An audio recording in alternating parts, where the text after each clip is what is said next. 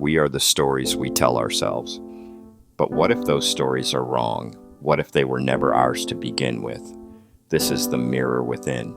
And today, we're going to unravel the myth of you. Not the one others see, not the one you post online, but the one inside. The one still wounded, the one still waiting, the one you've forgotten. Welcome to You Are Not Your Story, Watson. Let's start with the quietest sound that controls the loudest choices in your life. It's not your heartbeat, it's not your breath, it's not even your pain. It's that soft, constant whisper inside your mind, the voice that narrates every moment, the voice that says, "I knew I'd fail. This always happens to me. I'm not like them. I was never good enough." You've heard it 1,000 times, but here's the truth. That voice isn't you. It's a story constructed from every disappointment, every label, every word that once cut too deep to forget. You internalized it, replayed it, and like a track stuck on loop, it began to define your identity. But let's go deeper. What if the identity you've accepted, anxious, broken, angry, lazy, awkward, was never yours to begin with?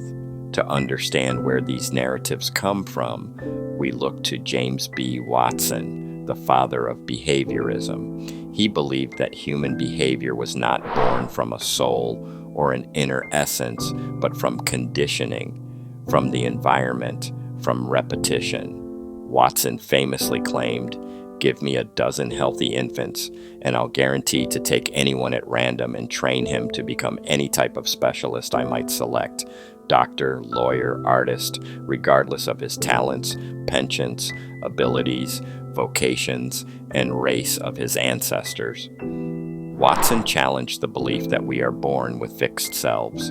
He argued that we are trained to become who we are, and that training begins with the stories we absorb from parents, teachers, society, and most dangerously, from ourselves.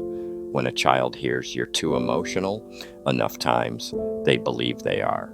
That belief becomes a story. That story becomes identity. And that identity becomes destiny. But what if it's all reversible? Have you ever noticed how the same things keep happening to you, not just once, but over and over? The same argument, the same rejection, the same anxiety before speaking, the same emptiness after success. This is not a coincidence. It's a loop, one designed by the narrative you carry. Our brains are wired to seek familiarity. What we know feels safe, even when it hurts.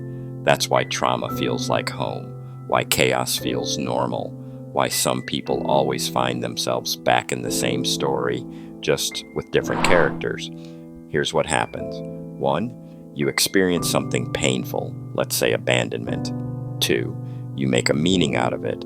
I'm not worth staying for. 3, you store that meaning as a belief. 4, that belief becomes your lens for everything. So when someone pulls away, later in life even slightly, your mind screams, "See, I knew it." They always leave. This is not just psychology. It's neurobiology. The brain builds neural pathways to make processing faster. The more you replay the story, the deeper the groove becomes, like a needle scratching the same path into a vinyl record. But here's the revolutionary truth. You can change the record. Neuroscience calls it neuroplasticity, the brain's ability to rewire itself. But it doesn't happen through logic alone. It happens through emotional experiences, reflection, and repetition of a new story. If the story is automated, then the first step is to interrupt the automation. That means awareness. Catch the moment, freeze the scene, hear the story playing. Ask yourself, whose voice is this really? When did I first start believing this? Who benefits when I believe it? Now breathe. Disruption is not about fighting the story. It's about observing it without judgment. Because what you observe, you can change. This is where mindfulness and self-inquiry become powerful tools, not just spiritual fluff, but evidence-backed tools for deconditioning the self. It's not enough to think differently. You have to feel differently. Start small. Think of a moment you felt proud, strong, kind, or free. Even if it was just a second, hold on to that. Now reimagine a memory where your old story played out, but overlay this new feeling. Instead of, I was weak, try, I was scared, and I still showed up. That's a new story. And it's true. Over time, the brain adapts, new grooves form, the voice changes, and so do you. Label, the anxious one, the broken one, the failure, the shy one, the overthinker, the angry one, who would be left? If all your past roles vanished, the parent, the student, the achiever, the reject, the people pleaser, who's underneath? It's not a trick question, it's the truth waiting to be rediscovered, because who you are has always been there, underneath the noise, underneath the wounds, unconditioned, aware, alive.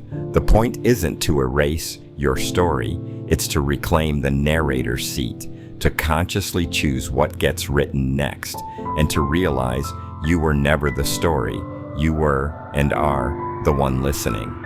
You are not broken, you are becoming. The stories you inherited, they served a purpose, but now it's your turn to write, your voice, your truth, your life. This was the mirror within. If something in you stirred, if a light flickered in the dark, share this with someone still lost in their story. And remember, the story isn't over, it's just begun. If this episode spoke to your soul, hit like, subscribe, and turn on notifications for more reflections from the mirror within. Share your story in the comments, or write a new one today.